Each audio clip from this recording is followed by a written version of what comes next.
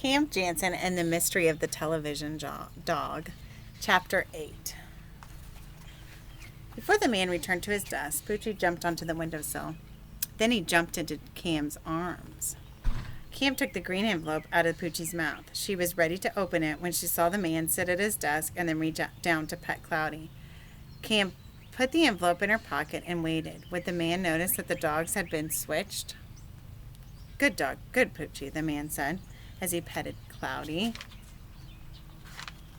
Eric and the twins ran up to Cam. Eric was carrying the shopping bag. Which dog are you holding? Eric asked Cam. Poochie. You switched them?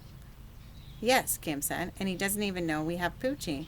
Let's get back to the bookstore before he finds out. We did it, Donna said. Cam held Poochie as they all squeezed through the same hole in the fence they had gone through earlier. Then Cam put Poochie down and they walked to Lee's bookstore. We have Poochie, Donna told Mr. Lee as they walked into the bookstore. 2 policemen were standing there with Mr. Lee and Poochie's trainer. Is that the missing dog? One of the policemen asked. The trainer looked at Poochie and said, I think so, but I'm not sure.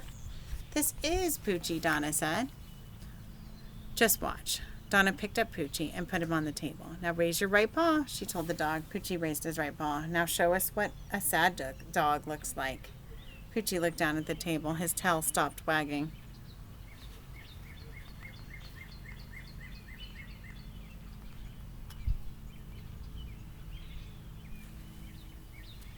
Well, if this is Poochie, where's the man who took him? Mr. Lee asked. I can tell you that, Cam said, and she closed her eyes and said, click.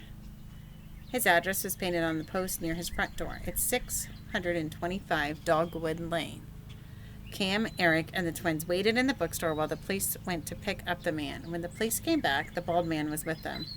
I did take Poochie, the man said, but it was a mistake. I thought it was Cloudy. Poochie barked. Then he walked across the table to Cam. With his mouth, Poochie took the green envelope out of Cam's pocket and took it to one of the policemen. The policeman opened the envelope. He took out the sheet of paper. Well, look at this. It's a note written with letters cut from a magazine. You didn't want us to be able to trace your handwriting. And this note says that you will give Poochie back only after a ransom is paid. A ransom means money. You have to give them money. Poochie back only after a ransom is paid. When you took Poochie, it was not a mistake, and this isn't a mistake either. The other policeman said, You're coming with us. Chapter 9. After the policeman left the bookstore with the man, Mr. Lee told Poochie's trainer, These children should get a reward. Yes, they should, the trainer said. He reached into his pocket and took out a small card. What are your names? He asked Cam. Eric Shelton and Donna Shelton, Diane Shelton, and I'm Jennifer Jansen. The trainer wrote the names on the card. Then Poochie pressed his paw onto the ink pad and then onto the card. This is a pass for all of you to come to our studio and watch a Poochie television program being filmed. Could we have a pass for Howie? He's our baby brother. And for our parents, Donna asked. Of course, the trainer said.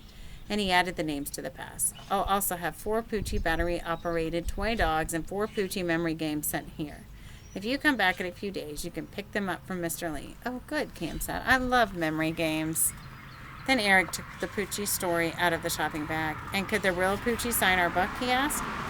Poochie signed the book. Then Cam, Eric, and the twins shook hands with Mr. Lee, the trainer, and Poochie. At the door, Donna and Diane waved at Poochie. Woof, woof. Poochie barked and wagged his tail. As they walked away from the bookstore, Cam held up his hands and said, My hands have ink on them. So do mine, said Eric, Donna, and Diane all at the same time. Cam smiled and said, Well, then that really was the real Poochie.